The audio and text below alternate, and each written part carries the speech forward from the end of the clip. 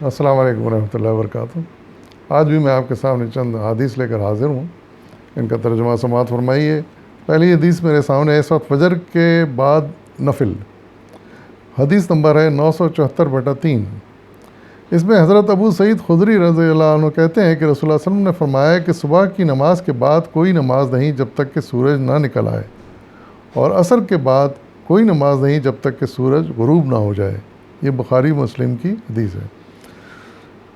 اس حدیث میں اہم بات ارشاد یہ فرمائی گئی ہے کہ دو اوقات ایسے ہیں جس میں ہمیں نفل نمازیں نہیں پڑھنی چاہیے، رسول اللہ صلی اللہ علیہ وسلم نے منع فرمایا ہے۔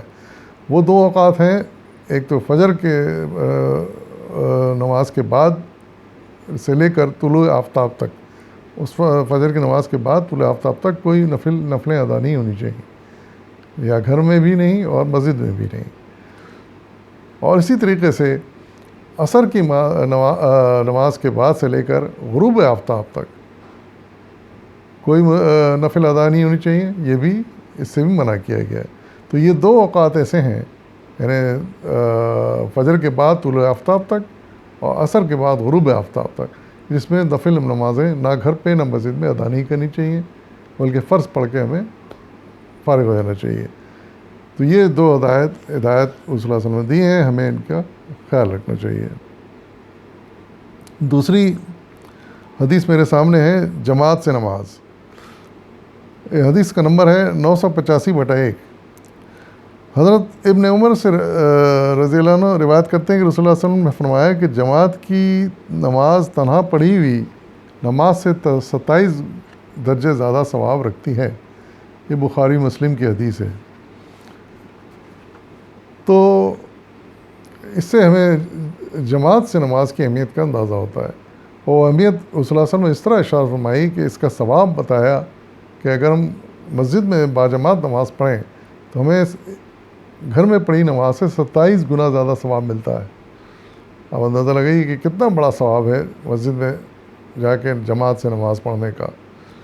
یوں تو گھر میں بھی نماز ہو جاتی ہے، فرض ادا ہو جاتا ہے، اگر کوئی مجبوری ہو، آدمی نہ جا سکے صحت کی وجہ سے، موسم کی وجہ سے، کسی انتہائی مصروفیت کی وجہ سے، تو اس میں کوئی حرج نہیں ہے، نماز ضرور ادا ہو جائے گی، لیکن وہ 27 گنا ثواب جو جماعت سے نماز پڑھنے میں ہے اس سے ہم محروم ہوں گے۔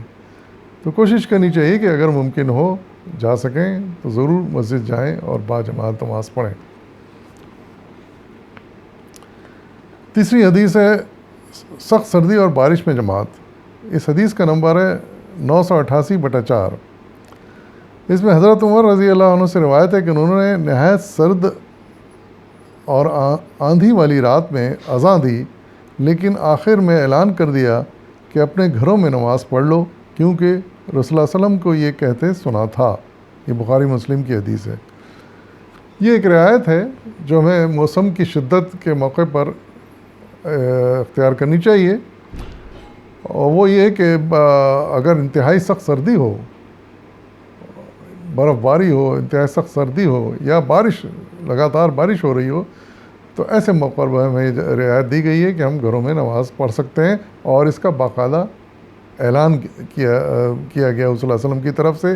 بعد میں صحابہ نے بھی اس کو اختیار کیا کہ یہ اعلان کر دیا، اذان تو دی لیکن اسے آخر میں اعلان کر دیا کہ گھروں میں نماز پڑھ لی جائے اس وقت کی۔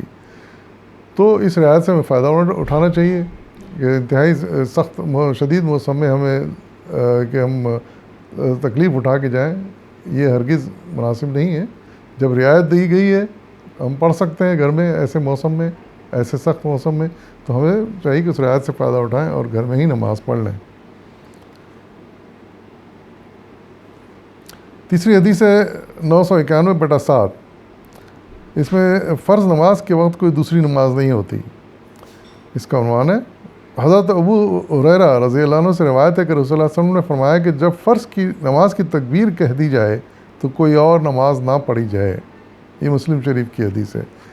یہ حدیث اس لحاظ سے بڑی اہم ہے کہ ہم بعض اوقات دیکھتے ہیں مسجد میں کہ تکبیر کہہ دی جاتی ہے، جماعت کھڑی ہو جاتی ہے، لیکن لوگ اپنی نفل نمازیں جو پڑھ رہے تھے اسی میں لگے رہتے ہیں، اور بڑی تاخیر سے پھر جماعت میں شامل ہوتے ہیں۔ یہ رویہ مناسب نہیں ہے۔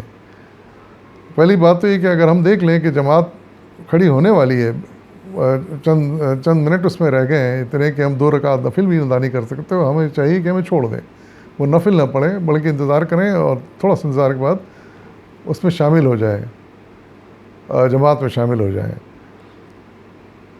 تو